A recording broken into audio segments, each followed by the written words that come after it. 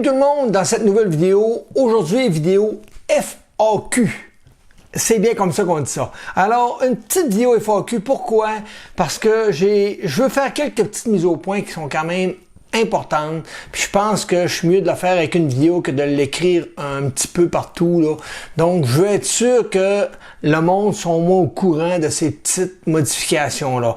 Alors, aujourd'hui, une petite vidéo FAQ, puis on va en profiter aussi pour parler de trois, quatre petites choses. Ça va être une vidéo qui va être assez courte, mais dans l'ensemble, c'est pour vous expliquer un petit peu les choses que présentement je vis, puis je veux vous les partager tout simplement. Alors, qu'est-ce qu'il y a de nouveau? Qu'est-ce qu'il y a de nouveau? Ben, c'est que j'ai démissionné de mon travail. Ben oui. Alors, j'ai démissionné et j'ai eu une autre offre dans une autre industrie, une autre entreprise qui est près de chez nous. Et ça va me donner un petit peu plus d'ouvrage, effectivement, mais je devrais quand même être capable de sortir mes vidéos encore sur YouTube. J'essaie de les sortir environ une par semaine, mais je pense que ça va être plus réaliste, une par 2 semaines. Puis des fois, une par 3 semaines. Je vais essayer de faire mon meilleur pour vous sortir une vidéo par 2 semaines. Ça demande beaucoup de travail. Ma dernière vidéo sur l'écran, ça m'a pris 2 jours. C'est pas des farces. C'est vraiment long. Mais c'est le fun, j'aime ça. Mais ça demande beaucoup d'énergie. Puis j'arrive le soir des fois de travailler puis je suis très fatigué. Fait que j'essaie de faire ça la fin de semaine, là, quand je peux. Puis quand ça me le dit, parce qu'il faut avoir le goût, hein. Si on commence à faire ça obligé, ben on perd la passion, puis non, faut pas perdre la passion.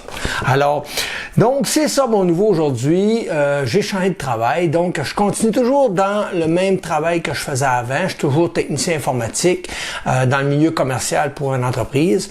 Ensuite, je vais avoir beaucoup de nouvelles choses à gérer, mais ça, c'est pas grave, j'aime ça, moi. Plus on m'en met, plus j'aime ça, moi. Donc, ça, c'est un détail. Mais je voulais quand même faire part de ça, qui, quand même, je pense pas que ça va nuire à ma chaîne YouTube.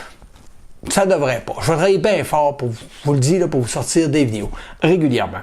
L'autre point, c'est que on va maintenant tomber, je pense, dans le vif du sujet par rapport à la Under 3 V2. Christophe a travaillé très fort pour faire un firmware qui a donné beaucoup d'ouverture à plein d'abonnés sur cette chaîne et même d'autres. Et le firmware fonctionne vraiment bien. En tout cas, à date, j'ai pas eu beaucoup d'échecs avec les abonnés. J'en ai même pratiquement pas eu.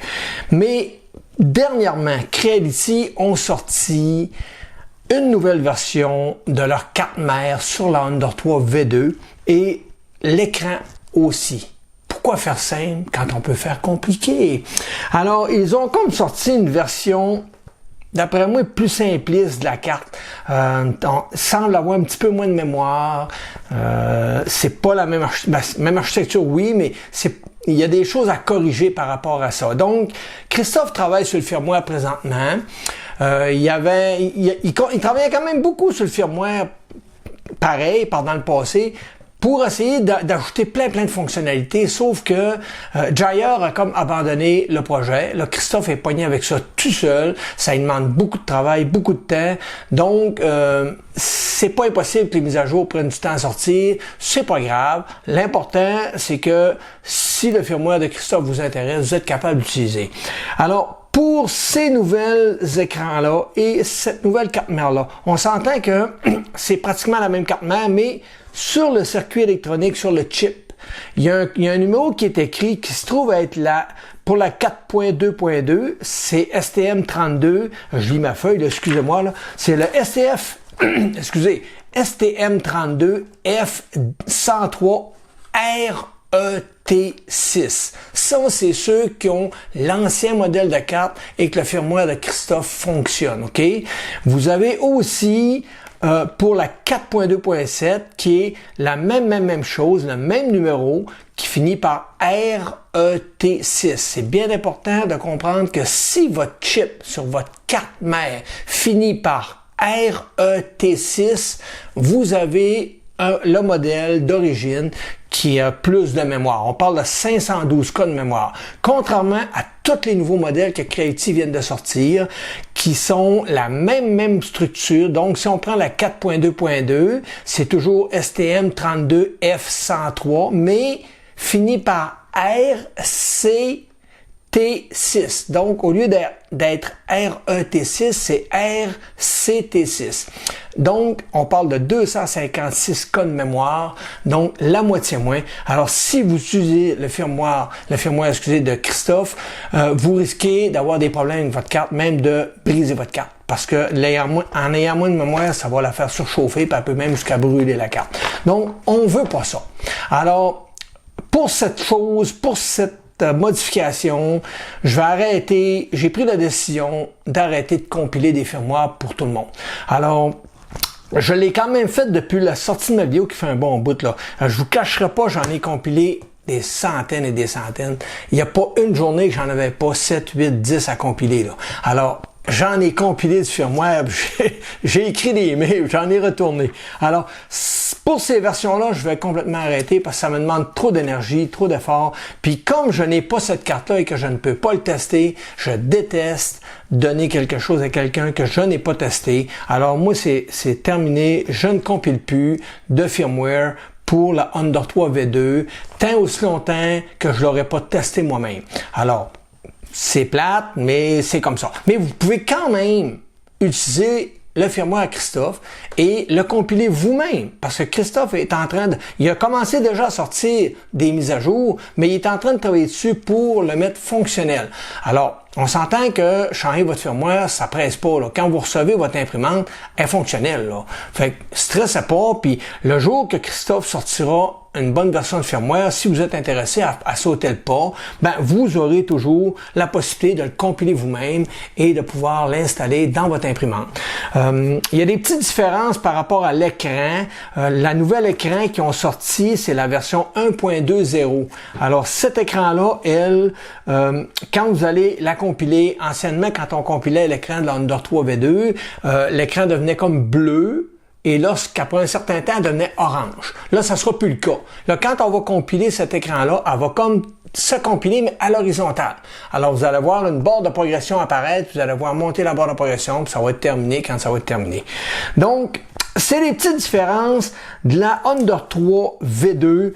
Je vous lis pas toute la feuille, là. Alors, parce que dans la feuille que j'ai là, c'est la description que j'ai mis dans toutes les vidéos qui parlent du firmware de Christophe. Alors, si vous téléchargez le firmware, assurez-vous de bien lire la description que j'ai mis dans la vidéo et de bien vous assurer du bon modèle de votre carte. Je fais cette vidéo-là parce que il y a beaucoup de monde qui regarde pas. Ils me demandent de compiler des firmwares. Alors, je leur demande leur version de chip, puis ils ont de la misère à me répondre. Alors, c'est un petit peu pour ça que je fais cette vidéo-là, pour vous dire de bien vérifier votre version de chip. Si c'est marqué à la fin de votre numéro RET6, vous avez l'ancien modèle à 512 cas de mémoire. Et si vous avez la nouvelle version, la RCT6, vous avez la nouvelle version qui, elle, a juste 256 cas de mémoire. Ce qui est dommage, c'est que déjà Christophe manquait de place avec son firmware. Alors, je ne sais pas ce que ça va donner avec ces nouvelles cartes-là. Mais en tout cas, c'est comme ça, on n'a pas le choix. Ensuite, si on continue, pour l'Under 3 V2, c'est pas mal ce qui complète le dossier. C'était le gros point que je voulais apporter. J'ai pas d'autres choses vraiment à apporter côté Under 3 V2. Mais c'est un point très important. Maintenant, pour la FLSUN. La FLSUN, j'ai fait beaucoup de modifications sur mon imprimante. Puis, je me rends compte à quel point je peux vous influencer alors que c'est pas toujours mon but. Je me considère vraiment, mais vraiment pas comme un influenceur, mais plutôt comme quelqu'un qui s'amuse, puis qui modifie ses imprimantes, puis qui vous montre son travail et qui vous le met accessible en faisant ces vidéos-là parce que je les fais très détaillées, pas à pas. Donc, la personne qui veut reproduire mes modifications peut le faire. Par contre, comme je vous explique, moi je la reçois, elle est neuve, je m'amuse à le modifier, mais je peux me tromper, là, je peux faire des erreurs, ça peut m'arriver, je suis pas parfait, là. Beau bonhomme, là, mais pas parfait, on s'entend. Alors, j'ai fait quelques petites erreurs minimes. Minime, c'est pas gros, là, des petites erreurs, on n'en parle même pas, mais il faut en parler. Alors, c'est quoi? C'est simple. Pour le heat break, OK, le heat break et le corps de chauffe, OK, je me suis rendu compte que j'avais du filament quand j'imprimais qui ressortait par le haut, puis ça me faisait une grosse boule de mode que tu peux pas avoir. Alors, j'essayais de comprendre qu'est-ce qui se passait, pourquoi. Là, j'ai tout refait mon système de buse et de break et tout. J'ai tout nettoyé, remonté tout ça, bien mis étanche mon PTFE avec ma buse. Tout est beau. Je redécolle mon impression. Paf, ça ressort encore. Puis là, ça sentait le brûler parce que veut pas le PLA, elle laisse brûler sur le corps de chose. C'était pas le fun. Donc, cherche à comprendre, parle avec Cyril, jase, pour m'apercevoir avec Cyril que dans ma vidéo, j'avais utilisé le tube Capricorn pour venir installer dans mon direct drive, mais aussi pour le système de magnète que j'avais fait dans ma vidéo, là, le MK Magnète quelque chose, mais je suis complètement bien. Non, ça me ressemble d'oublier, non. Ensuite, le système de HotNFR. Donc, j'avais utilisé dans les deux vidéos le tube PTFE Capricorn pour venir rentrer ici entre les deux et venir faire le joint étanche en haut avec les mains ou avec mon extrudeur. Pour me rendre compte que le tube Capricorn a un diamètre extérieur plus petit. Alors, qu'est-ce qui se produit? C'est que quand je le rentre dans mon heat break, j'ai un petit jeu. Là, je vous le montrerai pas parce que c'est pas évident. Là, zoomer, vous êtes loin, là, vous êtes à l'autre bout, là, je peux pas vous le montrer. Mais il y a un petit jeu. Ce petit jeu-là est suffisant pour créer un problème puis faire que le filament va remonter liquide par le haut et ça va créer un problème. Alors, tout simplement, j'ai réglé le problème en utilisant le PTFE blanc d'origine qui vient avec l'imprimante. Lui, il rentre parfaitement ajusté et ça a tout réglé mes problèmes. Je n'ai plus aucun problème de filament qui s'échappe par la buse, par les côtés. Donc, c'est une chose que je voulais vous faire part. Alors, pour ça, d'ailleurs, la FAQ, la petite vidéo d'aujourd'hui, c'était pour vous expliquer ce problème-là que j'avais fait. Tu sais, je suis un amateur, je vous l'ai toujours dit. Alors, là, c'est réglé.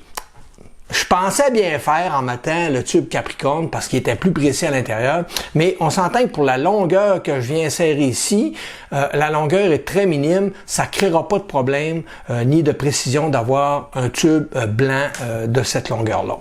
Donc ça, c'est réglé pour ça. Alors, prochain sujet, là on parle vraiment de la FLSON parce que là, je suis là-dessus. OK, le plateau maintenant en PEI que j'ai collé sur ma plaque direct en aluminium. Pour ma part, ça ne me crée pas de problème. Mon plateau est quand même droit et lorsque je démarre la température à 205 ou 235, 240, excusez si je dis là, je parle de la buse.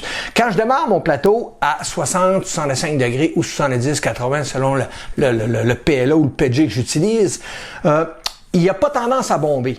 Mais effectivement, lorsque j'appuie au milieu, je sens qu'il y a comme une pression. On voit qu'au milieu, il n'est pas soutenu. Il est tout soutenu. Il est soutenu très bien par les côtés. Il y a beaucoup de vis de tout le tour, mais au milieu, il n'y a rien. Alors, j'ai quelques personnes qui ont fait cette méthode-là et ils ont des problèmes de première couche parce que quand ils viennent faire le leveling, ils le font à froid et lorsque ça chauffe, le plateau a tendance à bomber un petit peu et leur première couche, elle soit va être bonne au bord, mais elle sera pas bonne au milieu.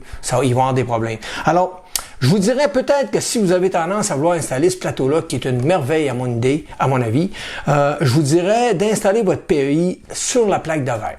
Ça va régler vos problèmes tout simplement. Pour ma part, moi, je le laisse de même parce qu'il fonctionne très bien. Le transfert de chaleur est meilleur, mais je vous dirais que sur la vitre, si vous collez votre magnétique sur la vitre, vous allez perdre peut-être un petit peu de chaleur, de transfert de chaleur, mais c'est minime. Peut-être mettez-vous 5 à 10 degrés de plus sur vos impressions pour compenser cette perte-là, puis c'est tout, là, on vient de régler le dossier. Alors, c'est ce que je voulais mentionner comme problématique que certains vivent avec ce plateau-là. Ensuite, l'écran TFT 70 que j'ai installé. À date, c'est merveilleux, ça va vraiment bien, mais vérifiez les mises à jour. Cyril sort des mises à jour régulièrement. Dernièrement, il a modifié la carte mère pour la manière du moteur d'extrudeur va fonctionner. Alors, il a changé ça et c'est supérieur.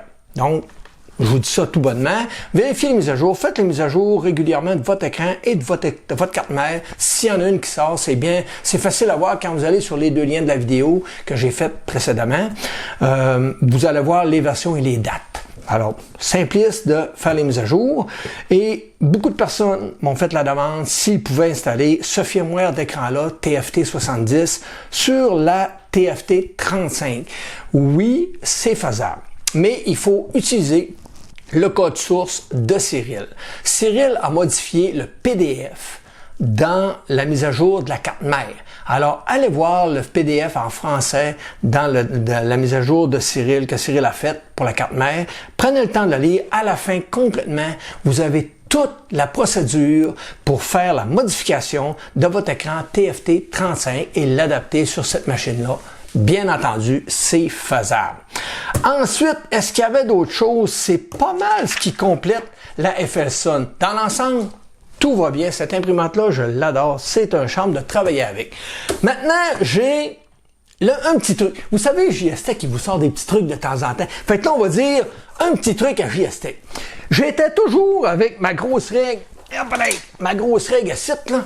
Puis j'essayais de mesurer mon filament, mais que c'était pas le fun, parce que soit elle est trop longue, soit j'ai de la misère avec le filament qui veut pas tenir sur ma règle parce qu'il tasse de côté. Là, j'ai dit, il faut que je trouve un truc. Alors, j'en ai trouvé un, et je vous le partage. Simpliste, tout le monde a une équerre. En tout cas, si vous n'en avez pas une, vous devriez vous en procurer une, ça coûte rien.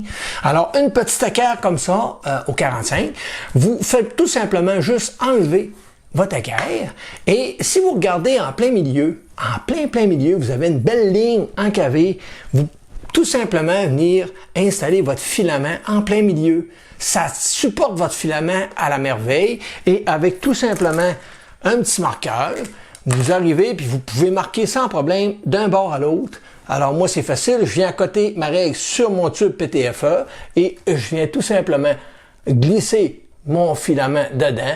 Et je viens d'échapper mon crayon. Et je viens tout simplement faire une ligne.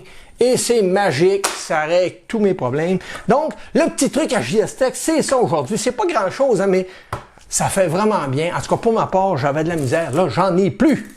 Ensuite, qu'est-ce qu'il y a d'autre? C'est pas mal ce qui va mettre fin à la vidéo. C'est, comme je vous l'ai dit, ça va être une vidéo qui va être courte, simpliste, mais il fallait que je la fasse. Je trouvais ça important avant de continuer mes autres vidéos sur les modifs d'imprimantes que je vais faire, parce que il y avait beaucoup de monde qui risquait de briser les imprimantes Under 3 avec le firmware, puis je voulais pas ça. Même que je pense souvent d'arrêter de faire des vidéos sur la mise à jour de firmware parce qu'il y a beaucoup de monde qui regarde la vidéo rapidement. Ils regardent pas la vidéo en détail, puis ils écoutent pas ce que je dis souvent, ils font juste regarder, puis ils vont tout de suite au point important. Puis souvent, le fait de pas écouter ou de pas bien comprendre le concept, il y en a qui manquent le coup. Ça arrive pas souvent, mais c'est arrivé une fois ou deux, puis ça me fait bien mal en dedans. Ça, j'aime pas ça quand le monde brise les imprimantes parce que j'ai fait une vidéo, puis ils ont pas su bien la regarder ou qu'ils ont pas tout compris. Alors dans ce cas-là, j'aimerais mieux que le monde m'écrive à mon email que je donne à tout le monde, là, puis qu'il me pose des questions avant de poser le geste. Comme ça évite les erreurs. Sinon, dans les prochaines vidéos, je vous dirais que je suis en train de regarder le module Wi-Fi que j'avais fait pour ma CR10S Pro. Je regarde peut-être pour celle-là. Et je vais tester parce que j'ai un abonné qui est super gentil, il s'appelle Sébastien, qui m'a écrit en me disant qu'il avait découvert une nouvelle patente qui fonctionne bien avec ces modules-là. Alors, j'ai dit, OK, on va étudier ça. Donc, Sébastien, merci pour ton email. Je vais regarder ça dans les prochaines semaines. Puis, si je réussis à faire de quoi d'intéressant, ben, je vais vous faire une belle petite vidéo de ça. Ça semblait être intéressant à première vue. Mais, il faut que je le teste. Tant que je ne l'ai pas testé, j'en parle pas. Ensuite, je vais bientôt recevoir dans les prochaines semaines, d'après moi, dans 3-4 semaines, là, je vais recevoir 2 nouveaux produits. On parle d'une graveuse laser, très intéressant comme graveuse, et on parle ensuite d'un imprimante 3D. Est-ce que je vais vous donner les modèles? Non, je vous les donne pas.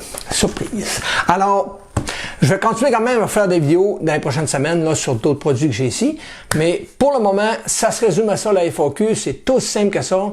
Alors, si vous avez des questions à me poser, posez-moi-les. Ça va me faire plaisir de vous répondre dans la description. Je réponds à tout le monde. À date, j'ai répondu à tous les emails, à toutes les descriptions. C'est de l'ouvrage.